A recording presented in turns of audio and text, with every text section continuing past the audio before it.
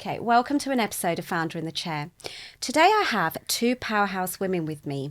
One of the ladies turned a Facebook group into a powerful movement that's helped over 75,000 South Asian women find support, sisterhood and success. It's known as the South Asian Google. This group is called RecommenderAsian. And she's also the founder of ProfessionalAsian, which has 95,000 members. Imagine that. But she didn't stop there. She knew she can do more. So she's also created an event called Hey Gorgeous, which is a shopping and lifestyle experience. A unique event with your favourite local brands, helping businesses to be seen and heard. This powerhouse is the one and only Zamiha Desai, and she has now joined forces with another powerhouse, Anisha Vasani, who is the woman behind the most iconic luxury weddings in the UK and beyond. With over 16 years in the industry, from editor of Asiana Wedding Magazine to creative director of her own consultancy, she's worked with celebrities, influencers and top-tier suppliers to turn dream events into reality. From bespoke bridal styling to exclusive PR and media platforms, she truly does it all. So now, can you imagine these two powerhouses coming together to bring you a bold and beautiful new magazine celebrating luxury, culture, and the modern South Asian lifestyle? From fashion and travel to business and well-being, it's a powerful fusion of tradition and innovation. Together, they've now launched Luxurist Magazine. So let's bring these inspiring women into the founder's chair. Welcome, Anisha and Zamiha. Hi, Veena. Thank you for coming in. Two powerhouse women, honestly. I was a little bit nervous interviewing both of you. I was like, oh my God.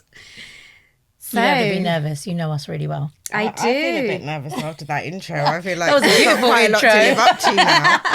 Well, let's actually start with you, Zamiha. How did it start? How did RecommenderAsian start? It was literally somebody recommended me something. It was a sari pleater. Okay. And I thought it was really useful because I didn't know how to tie my own sari, especially doing all that business. Yeah. And I was like, so many of my friends would find this useful. And I think being born and brought up in the UK, we kind of lose a little bit of that heritage side of us. And we run to our mums or our mussies and can you help me? Yeah. And so this was kind of like a bit of a game changer in terms of my world. Yeah. And I wanted to share it with my friends. So we only started with 200 people, but I think the timing was good and it was something that people really needed, that peer support. Yeah. Rather than the auntie network. And when did it start? 2016. Yeah. Wow. I know. So 9 years now. How do you manage it all? I have an amazing team. Okay. So they manage a lot of it for me. But I think with anything, I think if you set the tone and you kind of are very clear about what your guidelines are and why you're doing it, then it kind of ends up self-managing because people understand why they're there. So ProfessionalAsian, what do you do there? So that's more for businesses. Okay. So RecommenderAsian is for women. It's quite peer support. ProfessionalAsian is more... where can I find, a lehenga? Where can I find a plumber that speaks Punjabi? Where can I find someone to help me in my South Asian lifestyle? So we can just put a question on there and there's going to be somebody who knows an answer or can recommend somebody. Exactly. Brilliant. Okay, so then we're talking about the magazine in a little while. When you started RecommenderAsian, did you face any challenges? It's an online platform, and I know sometimes when I've been on it, it's certain things can't be said and done. How do you manage all of that? Is there something can you tell us a story which is absolutely out there and something happened? Oh my gosh, there's a few. Every day.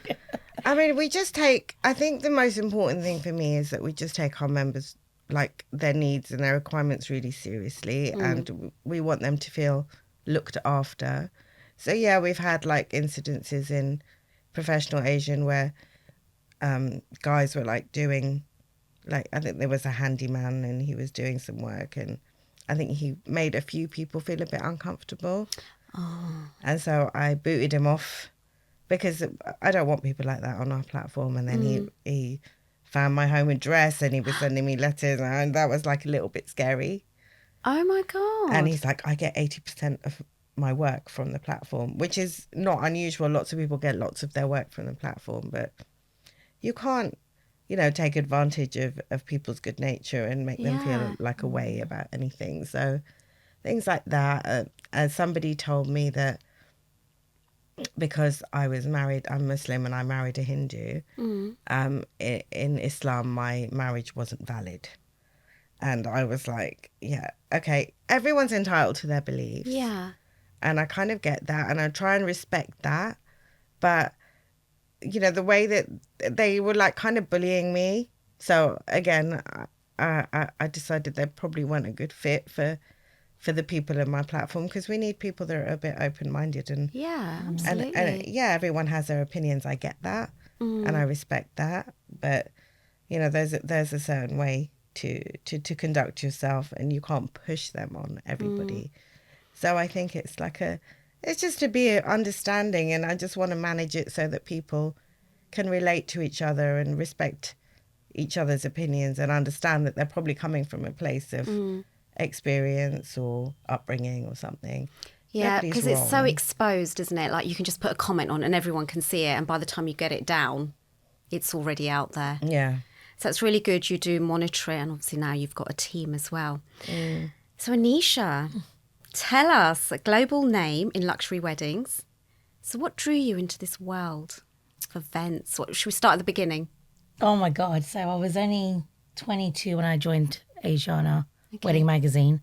Worked as a stylist, an editorial stylist. Studied as a journalism degree. Okay. And literally was styling all the celebrity shoots from the editorial department, and then was between fashion and editorial. And my publisher came and had a lovely chat with me, saying they were observing me for about a year. And I was naturally just going out, networking, building the magazine, always throwing fresh ideas to what I would want to see in the magazine as a modern age woman. And I just felt like at that time was a little bit dated, with the designs and the pages. And at the age of 23, he appointed me as the editor of Asiana Wedding and Asiana Lifestyle at the time. And it was really daunting because it was a lot of responsibility to take at the time. Yeah. And at the time I laughed and I said, I'm not ready for this. Editors are meant to be old. I'm not old. I'm really young. And he's like, no, you are the perfect fit and you've been doing all the work even without realising. Yeah. And it just went from there. Just started to make that change that I think the magazine needed in terms of the page layouts, in terms of the kind of content, the celebrities, the fashion campaigns. But it just meant that I was doing a lot of it. I wasn't just sitting in the office as an editor. I was actually still styling the shoots, coordinating the shoots, managing them, and then going on to then, choosing the pages, choosing the covers. So it was a huge responsibility at the time, but I really was passionate about it and loved what I did. So it was really great, but it was just a lot of work. We were churning out 8 magazines a year. I remember. It was a lot of work, as you know. Yes, your mum used to bring the magazine into work, I remember. And, it was, I dedicated my whole life to it for 10 years because I absolutely loved what I did. And to just make that change. And then there was a whole evolution within the magazine industry to just make it more appealing to that British Asian woman, that bride who's a professional, loves her Western brands, but also wants to embrace her Indian heritage. So it was about combining the two, that she could wear her Jimmy Choos with an Asian wedding lehenga, and she could have her Bulgari jewelry, with her reception outfit.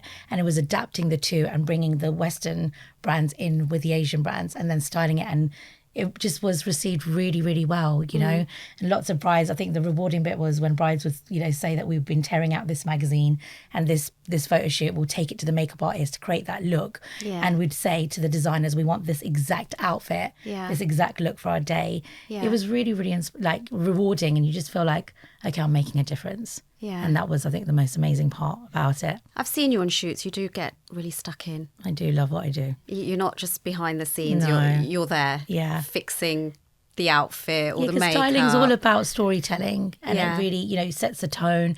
It's not just about, putting that outfit together. It's coming up with that whole vision, that concept, doing mood boards. How's it going to tell the narrative? And it's like when you're with mainstream magazines, all the brands create their own marketing campaigns.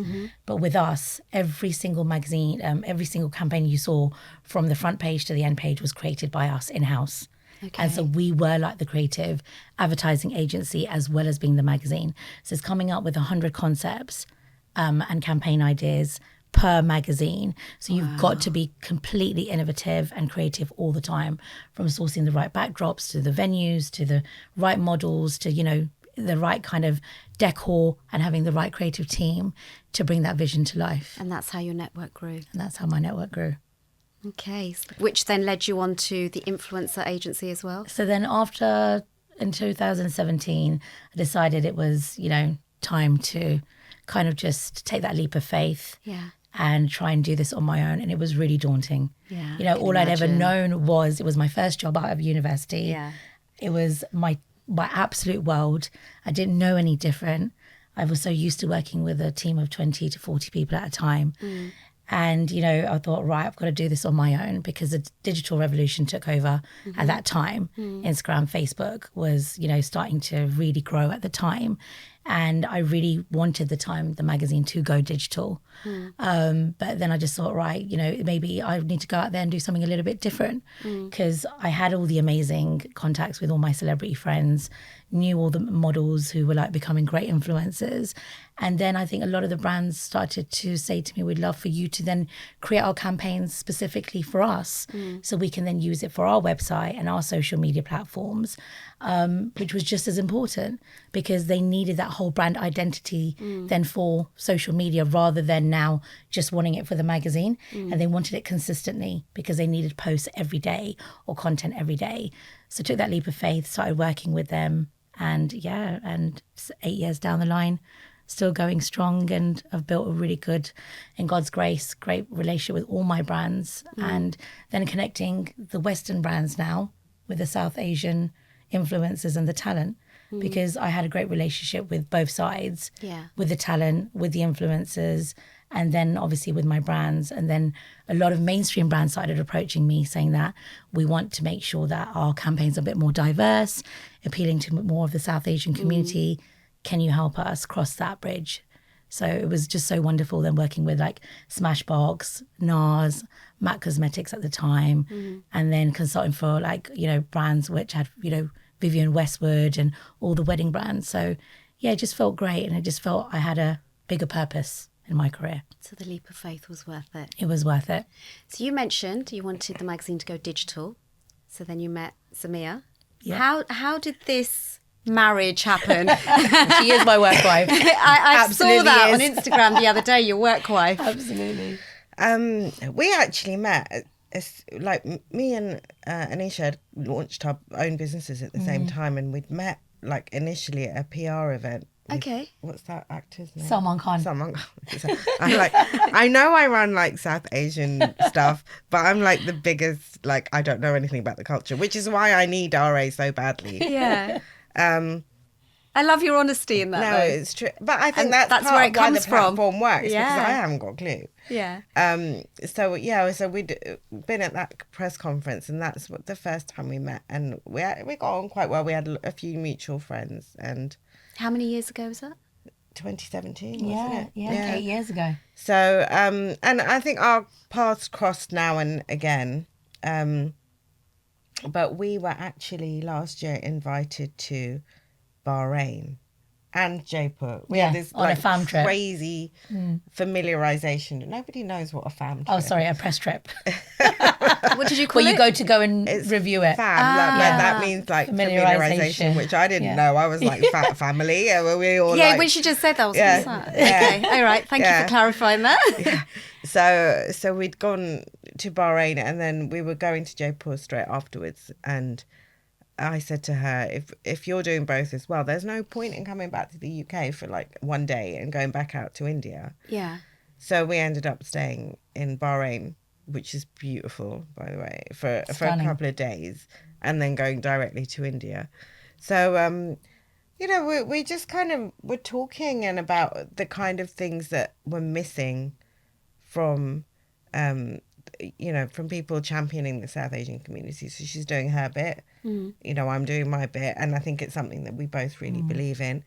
But if you kind of Google like South Asian celebrities or people, there's not actually that much, especially from the British Asian side, that you can find. You know, they're on TV, and obviously On we radio. work with people that are in like Love Island and EastEnders and The Apprentice, and it's great that they're there, and we love that. But it's like when they're gone, and where do you kind of keep that record of how amazing South Asian people are doing, you know, in the media, in the mainstream, in entrepreneurship, in education, and you know, they're like fabulous. And how do we know that? It's like, where do we get to champion them and actually share their story?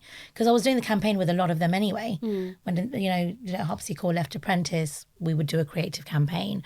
Or when someone left Love Island, you know, we would do a campaign with my brands. But it's like, where are we actually interviewing them and letting them share their story of how they got there? And there was a gap in the market that we saw. They were on radio, they were on TV, on South Asian platforms, but there was nowhere where they were on a cover of anything or they were being celebrated. So we thought, right, this is the time to do it. Not just celebrities, but so many amazing experts and professionals from health and well-being to, you know, travel sector. There's nowhere for them to really, you know, kind of elevate and showcase their businesses as well. And we wanted to provide inspiration to our audiences and to every South Asian person like us that wants to know all the top restaurants or the top travel destinations or the top hotels to go and visit, as well as taking care of their health and well-being. And I think that's what we as women wanted to know more about and didn't have anywhere to go. So it just seemed like a great idea at the time. And yeah, it's been brilliant working together. So it was birthed in Bahrain. Birthed in Bahrain. That's in Bahrain. I love that. And then you went to India, still talking about it, I guess. Yeah, still talking about it, and talked to one of our very good friends who really championed it and said, right, you guys got to do this. Okay. And so deep, right? Yeah. So Deep is like the epitome of luxury. You know? Like she's really so posh is. and always has like kind of, you know, good shoes and good handbags, and it's like And she knows both of us yeah, really, she really knows well. luxury. Like her whole brand is based in luxury, and so it was like, you know, when you kind of got advocates like that and lots of other people behind you, it does kind of affect your conviction, and you're like, yeah, this is required. You know, it's needed. It's so important. So when did it start? November last year. November right? 2024. And is there something that comes out every month? Every month we launch a digital cover story where we've spotlighted one amazing celebrity or talent in our industry, from British Asian talent to Bollywood. Okay. So it's got a vast, you know, and yeah, we're just always championing great lifestyle stories as well on there. And yeah, it's all digital at the moment, and it's been, God's grace, received really, really well. Received a lot of love from the industry, and lots of people are now coming to us from the industry, saying they want to be part of it, they want to collaborate. And that's what this is all about, I think. It's all about creating, collaborating, connecting with the right people. And it's just been, because we love what we do, both individually as our own brands, even coming together, it just feels so nice to do something that is going to make that change. So talking about collaborations in the South Asian community, how do you find that? Like, not everybody is good at collaborating. Sometimes there's a bit of envy, a bit of jealousy. You know, you said you want people to champion each other. Not everybody wants to do that. How do you deal with it? Like, Zamiha, how do you deal with it in your world? I mean, I love collaborations. I always think that they elevate everybody. And I think it's kind of, you have to be, and people forget that they have got really good businesses, that they're really passionate. Everybody is individual. And I think practically everybody I've met, they're not doing it for the money. They're doing it because they want to serve in some way, whether it's making people look amazing, whether it's dressing them, whether it's helping them with their house. You know, obviously there's a business model behind it, but the actual driver is their why, their, what they can achieve with somebody else. And I think, like, when you bring people together who also have that kind of passion to help people, it amplifies everything so much. And it's not competitive because everybody's got their unique style. Everybody's got their way of doing things, their individuality, their personality, the things that like attract you to working with that person. So nobody's like got exactly the same business, therefore not everybody's competition. You might do the same things, but some cake makers are amazing at making those huge towering wedding cakes. Some just have the best cupcakes or milk cakes, or like everyone has their own thing. So when you bring that together and recognize that you've got your strengths and you play them as best you can, imagine what kind of a powerful output you have. So, but do you sometimes face people who I don't want to work with that person, or I don't want to work with that person? How do you then deal with it? Yeah, but you can't force anyone to work with people though, can you? I mean, sometimes there can be a bit of competition. Yes, obviously. And I mean, competition is also kind of what drives you to be better. So even your competitors actually really help you. And I don't know if people they recognize make you show that. Up more.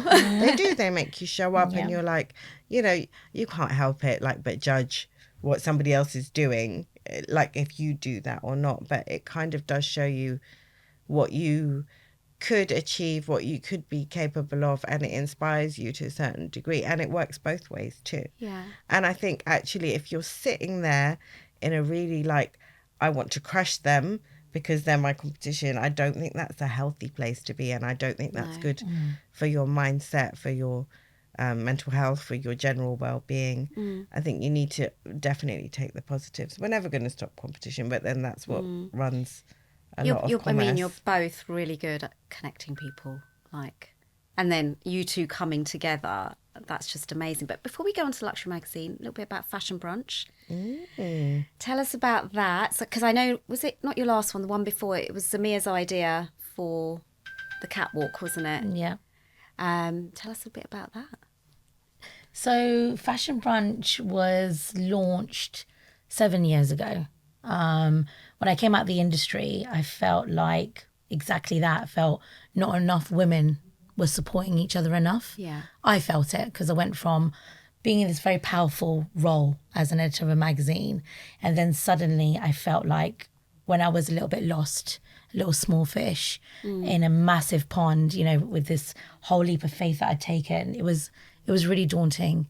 And then when I did look around at all the industry or all my associates, all my friends I thought really would have helped and supported, it was very different.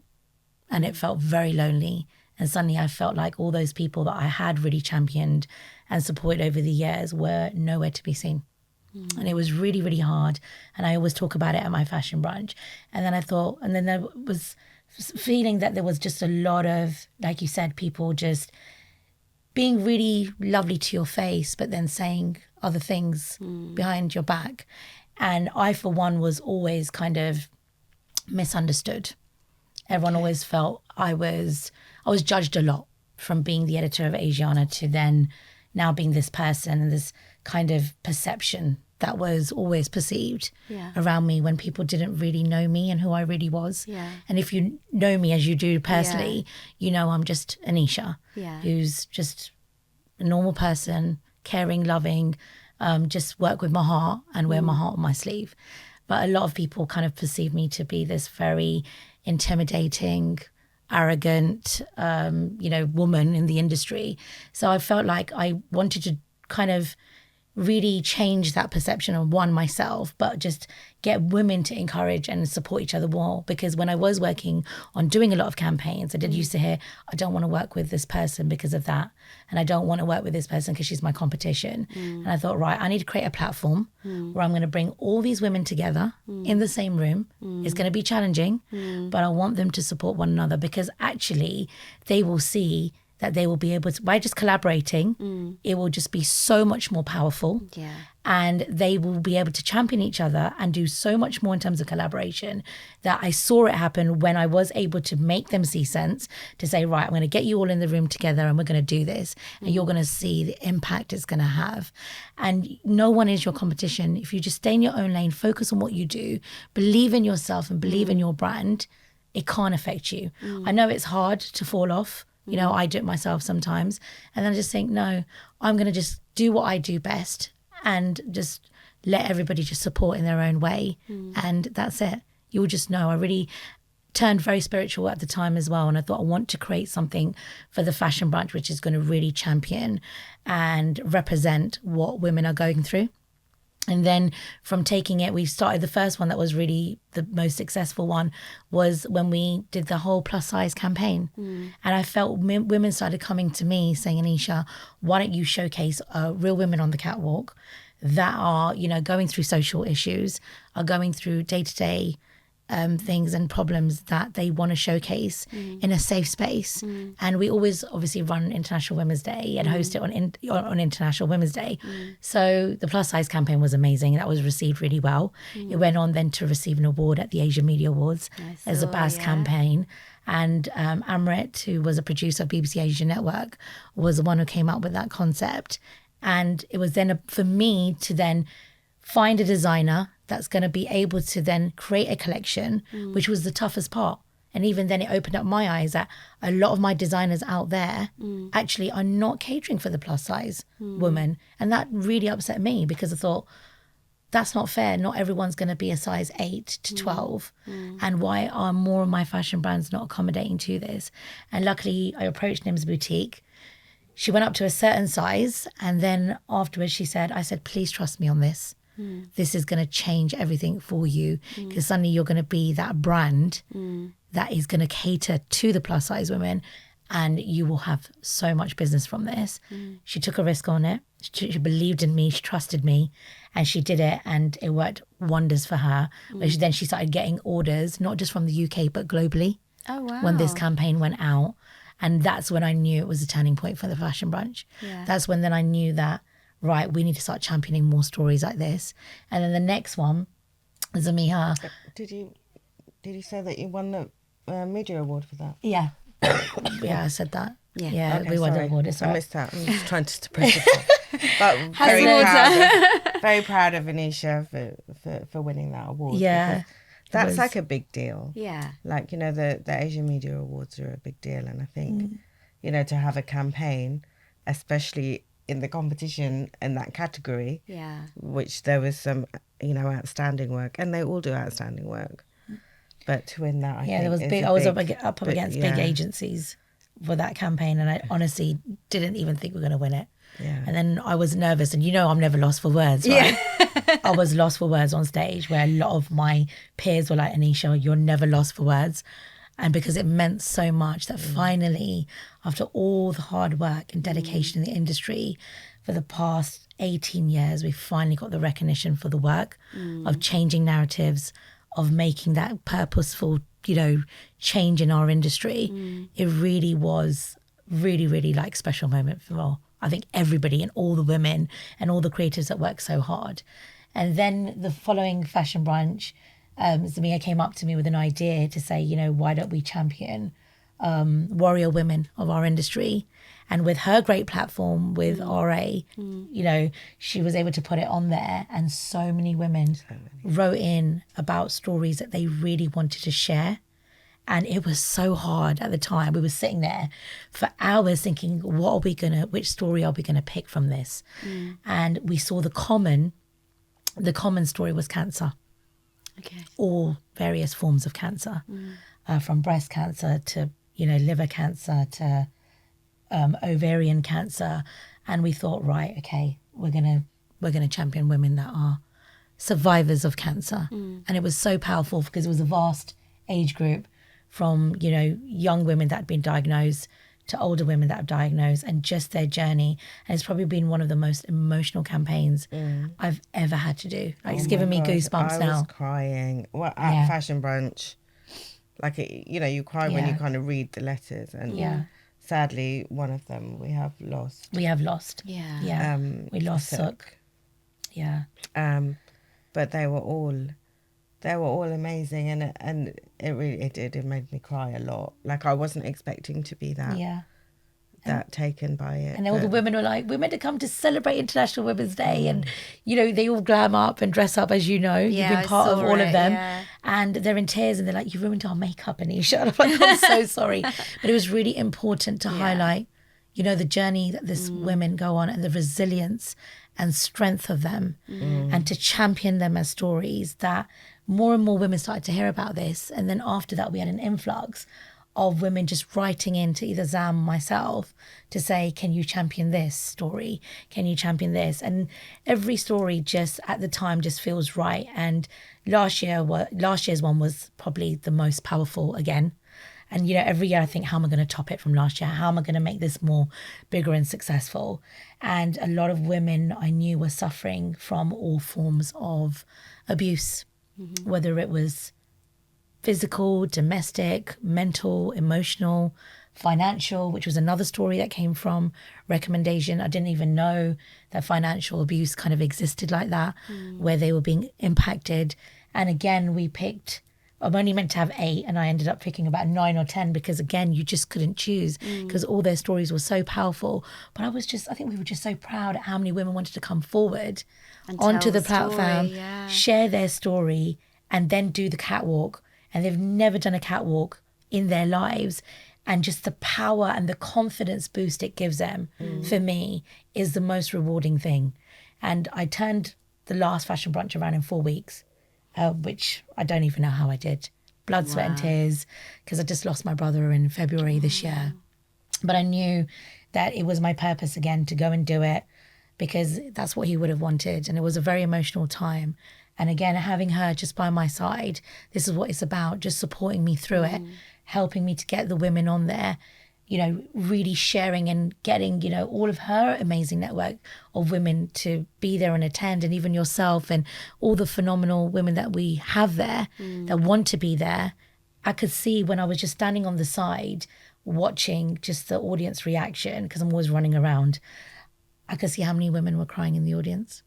And I knew that 80% of the women had gone through abuse behind the scenes that just didn't want to talk about it. And that moved me. And that's when I felt this is why Fashion Brunch has become so much more powerful. It is a movement and it's making that change and making that difference. And so many women that were on the catwalk itself had reached out to those women to talk about it in confidence, to say, this is what we're going through. How can we get out? So you made a support network. Absolutely. And that's been the most magical thing about it. Wow, I love that. So both of you come together now.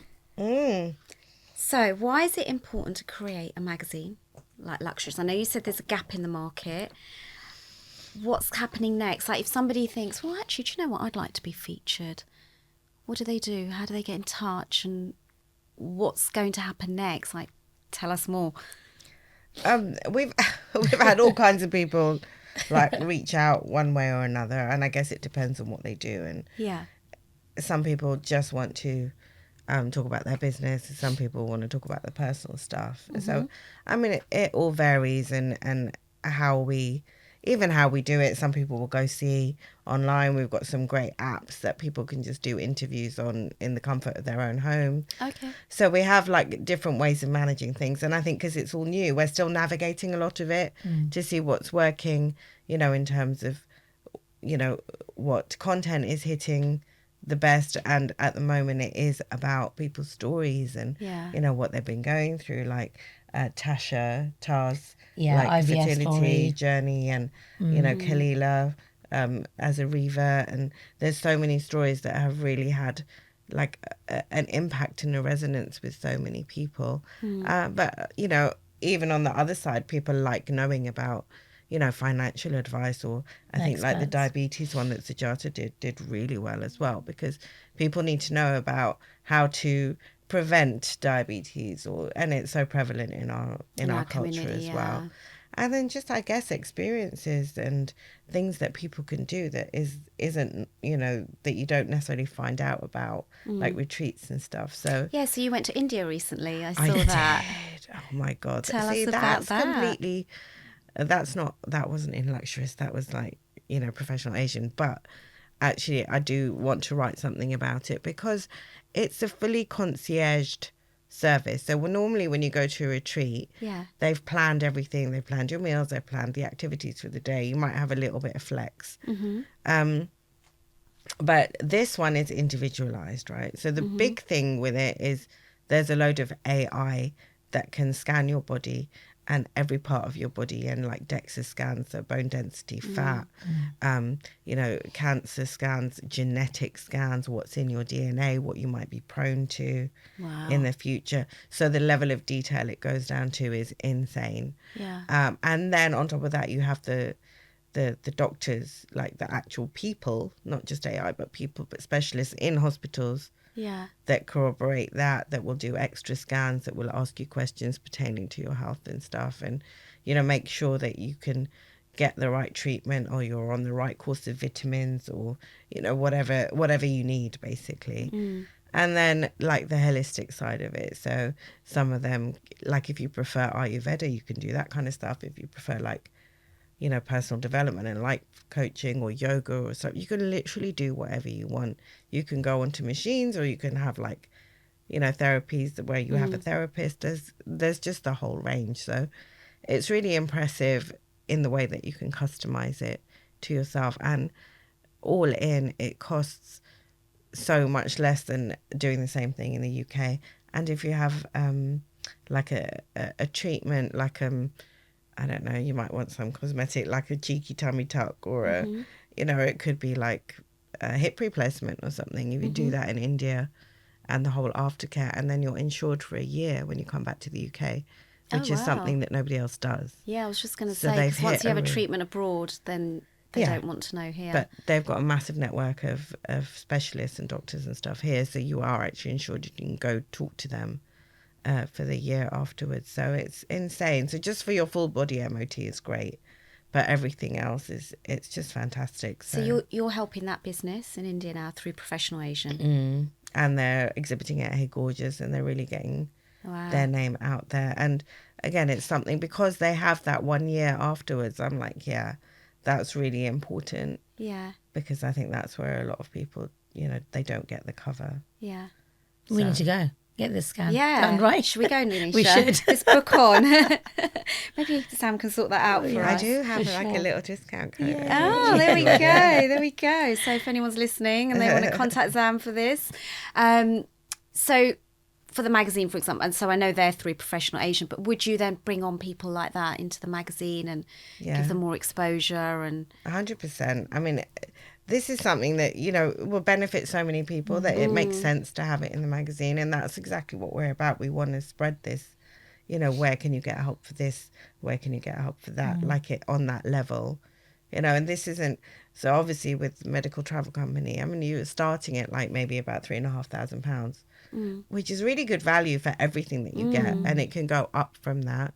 But it definitely, you'd have a certain demographic that, might be looking at private healthcare, but this is a really good alternative, or something like that. So we want to hit that demographic that have the ability. Both your networks, obviously really different networks, coming together to put the magazine together, like it's just perfect, isn't it? Yeah, it's been exciting because we have a great relationship. She's got her, several brands. I've got obviously all the different platforms that I work on as well. But when we come together, it's great. We learn so much from one another. She's got her strengths, I've got my strengths, and it just works. It is literally like a marriage. How many times a day do you talk? At least once a day. At least once. At least once. Yeah, and we go to a lot of events. We network. We're very selective. A lot of people are, constantly saying, can you feature us? But it's got to have purpose. It's got to have grit. It's got to have something that's upcoming and current. We want to be very different. And we want to be an inspiring magazine that is embracing luxury, and aspiring luxury, but also, creating of that whole Asian lifestyle. Yeah. But, providing things that are different, like you were saying, unique experiences, things people haven't heard of. And, listening to these stories and feeling right. Actually, in Tasha's, fertility one, it was just received so well. And it showed us that so many people are fighting battles behind the scenes that we don't know about and that can relay. And, even she got so much response and so much love, and so many people messaging her saying that I really resonate with your story and this is what I'm going through. So it just shows of how powerful the magazine is now becoming. Yeah, I think what I've found with RAMPA is that if you're a group member, you see all this kind of stuff, but it's inside the group and it's a private group, so it's not accessible to everybody. It's only if you're in the group. And I think with Luxurist, we've got, you know, this opportunity to share things on a much wider scale. Like, and we have like readership all over the world, mainly UK, but you know, people log on from all over the world. So we've got the opportunity to kind of spread that out. And we've also, because we've got the celebrities and like her network and the influencers and, you know, people currently in the mainstream, it gives it another element as well. Yeah. Of interest, and then when you see what's going on in the real lives of these people behind the scenes, then that's another level of interest too. So it's kind of multi-layered, and like I said, we're still finding our feet, but we're loving what we're seeing at the moment. So how do people see the magazine? Subscribe? How does it work? So they can see it on our website, luxuristmag.com. They can subscribe, which obviously when they subscribe, they get our newsletter. And, you know, it would be updates on everything, any promotional offers, any kind of giveaways, but also reading all the stories as well. So you can literally just see it on our website at the moment on www.luxuristmag.com, but also through our social media, which can take you there as well through the link. And you can just click on the link and it just takes you to the article directly. And is there a cost to subscribe? No cost at the moment. Brilliant. Currently. You know, we want to give back to our community and to everybody. And again, just give the amazing awareness and exposure to all these brands and all the talent that we are celebrating. Yeah. And we've got such amazing, exciting things coming up.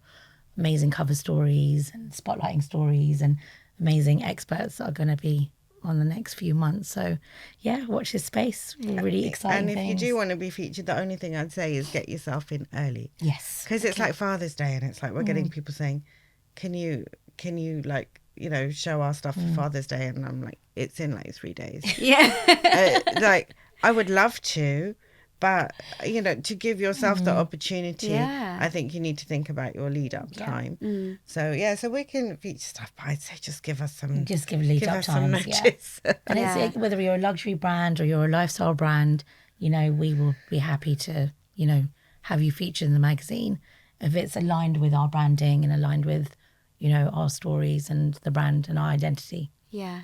No, absolutely. Otherwise, it's just... If it's not aligned, then it's just... Where is this magazine going? So at the moment it's digital. Is there going to be a paper version? Ooh. Something that we can feel and hold? The $1 million question that everyone keeps asking us. We would love it. That. We would.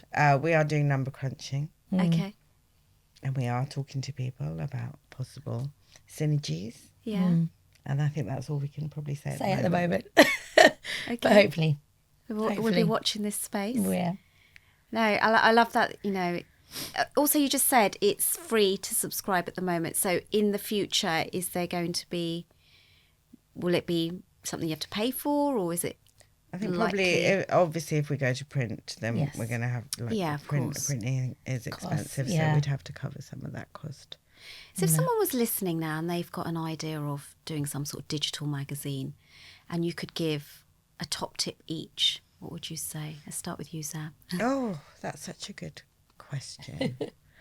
I guess just have a look and see what's out there and see what you bring to the table that's different and unique, and can you sustain it? Yeah. That level of what you want to do. And I think that's probably, you know, the biggest challenge is being able to like commit that time and be regular. And I mean, I think it's lucky that we have a partnership, because between us we can manage that. And obviously we have Serena and people that help us, our team that help behind the scenes, and our social media team and stuff like that. So it depends on if you're a one-man band or if you have a one-person band, I should say, or if you have a team behind you. So you need to figure out what is going to work with your schedule, because monetizing things like that isn't easy and it will take time. And so you have to build up, you know, the trust, the relationships, the content. There's so much to do, actually. And I think we were hoping to be at print like soon, but now that we're in it, I think we're kind of figuring out a lot of stuff, and so we've had to push the like deadline back a little bit. Like, it's still an ambition of ours, but we have to be really practical about you know, what we can do. It's a lot of work. I can imagine. I can well It's a imagine. lot of work that goes on behind the scenes, creating the content, Got the a top shoots, tip as well? social media. I think for me, I would advise that you've got to have the foundation for sure. We wouldn't be able to do what we do with, you know, managing our other businesses and then doing this if we didn't have a good foundation, having a good team. But I think for me, it's you've got to be consistent, continuously. And when you're passionate about what you do, she'll know, she'll be telling me, you've got to switch off now. You know, you've just got to, it just happens. When you love what you do, you constantly be like, this is happening. You know, when all of Cannes was happening, we were constantly like following what's going on, who was wearing what. And you've got to be relevant. You've got to be relevant, because digital media, as you know, is so quick, it's so fast paced that if you're not on top of it, you're going to be missing all the big things that are going out there. And not just here, because we see ourselves as a global brand. So we want to be covering things globally of what's going on at Cannes, what's going on at the IFAs, what's going on at the Met Gala. It's really, really important, because that's what we are. Our brand is obviously celebrating South Asian talent, and, you know, with the mainstream as well. So it's about staying definitely consistent, relevant, and building that trust. You know, I think with us both being in the industry for so long, and, you know, touch wood have been able to be successful, is because we've built those really, really important trusted relationships with our creatives as well as our clients and our brands. And that's what it's about. And I think the other thing is we're genuinely interested in what's happening. Yeah. Like, especially her with the fashion and stuff, you know, it's, and me with the entrepreneur side. Like, we're genuinely interested in what's happening. So when, like, was it Alia Bhatt was wearing the Gucci sari? Oh, beautiful. I got something right. Yes, you did. Okay. Well done. I'm really But proud even of I you. was like, oh, wow. Like, That's she's wow. wearing Gucci, She and rocked that's it. inspired by, Yes. like, obviously our South Asian traditional dress. And so, like, stuff like that's cool. And so we like seeing that, because it kind of just shows how well we're doing. And that's the other thing, nobody's recognizing it, like, in one place. Yeah. Right. And like Alia Bhatt, Sonam Kapoor, they're all brand ambassadors for L'Oreal. You know, so you can see that they are trying to bring East meets West, and South Asian demographic and community is so powerful. They are one of the biggest spenders, and that's why this works. This is why mainstream brands, it's lovely to see and refreshing to see that they are having so many Asian celebrities on their red carpet, championing them, like, you know, having Simone from Bridgerton, and, you know, it's just so beautiful to see. And it's great because we're championing that. And it's nice to see that the wider global, you know, mainstream media are also championing that as well. And you feel great. You feel like, yes. Do you know, if there was going to be two women doing this together, it's just a marriage made in heaven. Oh, it literally is. It literally are is. work-wise. Thank Like, you. I can't think Thank of you. two women who, with your networks and experience, years of experience, bringing this together. So really excited to see what's going to happen next. Thank you, Veena. Thank you. We're really Anything else excited. you want to add? Oh, Luxurist spelling is with a T on the end, right? Yes, that was another one. It was funny because for months, right, we God. just couldn't come up with a name. Okay. There were so many names that we were toying We over were talking about this from May. from May when we went to Bahrain. Okay. And we launched in October, November. And it was just hilarious. And I was like, not feeling that. We're not feeling that. Then she'll come up with suggestions. And then I'll come up with suggestions. And then she just said the name, Luxurist. And I said, that's it. That's it. Because you've got to feel it. And I think she knows what I'm like. She's just like, do you feel this now? Is it feel right? I'm going to sleep on it. And it just felt right. Because it's a made up word. But it just really represents what the brand is about. Yeah, as soon as you see it, you just know. It's even your font and everything. You know, it's branding, just, it's clean. It looks luxury. So we spent a lot of time perfect behind the scenes, I think, with giving it the right kind of identity, brand characteristics, and the visuals, and it was really, really important. So it is Luxurist. And I have to say, I mean, like, Anisha's done all the cover shoots, and They look amazing. Like the celebrities we've had on the covers, they've all looked like phenomenal. You know, definitely. Oh, thank you. Yeah, I have to give you props. You know, for that. I love doing what I do anyway. So, you know, she came onto the cover. We did a cover shoot on Sunday, and it was just really nice having her there as just the support. And she's brilliant in terms of all the writing side. What are you She's talking about? great. I was like the runner. I was like, I had the most junior role there because I obviously got no experience in like photo shoots. So I was the one like going, who wants a coffee? It's really important to make sure the team are looked after, right? Because we're shooting with a really, really big Bollywood celebrity. Can't say any more, but it was just nice to have we had about 20, 25 people I know. on set. And she was like, is that how many people you normally have? I'm like, yeah. Wow. This is what we do have. But, you know, it's just nice. You know, I think we've got a great balance. She's great. She's a phenomenal writer, as you know, with her own blogs that she writes. Yeah. And then I'm the creative, you know, with all the chaos and, you know, just going out there and doing all the shoots. And our partnership just works, you know, in that sense of she knows what she needs to do. I know what I need to go and do. And then we come together and then we cross over. And it just works. It's a beautiful balance there and understanding. And I think you just got to roll your sleeves up and get stuck in, no matter what you're doing. I mean, it's great kind of, you know, overseeing everything. But if you've got to get in with the troops and you know, be a runner, then that's what you got to do. And it's fine because like I shine with hospitality. She takes care of everybody anyway. That's what she's known for. Brilliant. Yeah. You know, so it's good. But yeah, we've had some really good celebrities on the cover so far, like Anila Dami, from Paul Chowdhury to Praniti Chopra, which was our first, you know, launch issue. Yeah. So it was great. And yeah. We've got some cool ones. We've got some cool, some amazing we'll be looking out names because I know and you brands. can't share it yet. Yeah, so watch this space. Great things coming, and again, we're just in the infancy, but the future I love looks the bright. energy. You're both like so excited about it. That's what I like. It is exciting though. Yeah. Like I said, we see all this stuff and we're like, yeah, that's what we're about. And I think, you know, with Luxurist, we're shouting a lot about people's successes. And I think that genuinely what makes me happy and you is when people are just doing well and they're just, you know, they're just killing it in whatever industry they're in. I mean, Paul is just doing so well mainstream, you know, and he's like, you know, just a boy from Edgware. Yeah. You know, nice little Sikh boy from Edgware, lovely family. Yeah. And look how he's just touring and selling out world. arenas and like that's huge, isn't it? And he had never done a shoot like this before. Yeah. So when I said, Oh, Paul, wow. yeah, you can do it. He goes, absolutely. Yeah, and he looked like a rock star. He looked like an absolute rock star and he loved it. Oh. And It's like he's Paul so Chowdhury, like you've never different. seen him before. Like he's a bit of a, you know, how he is on stage.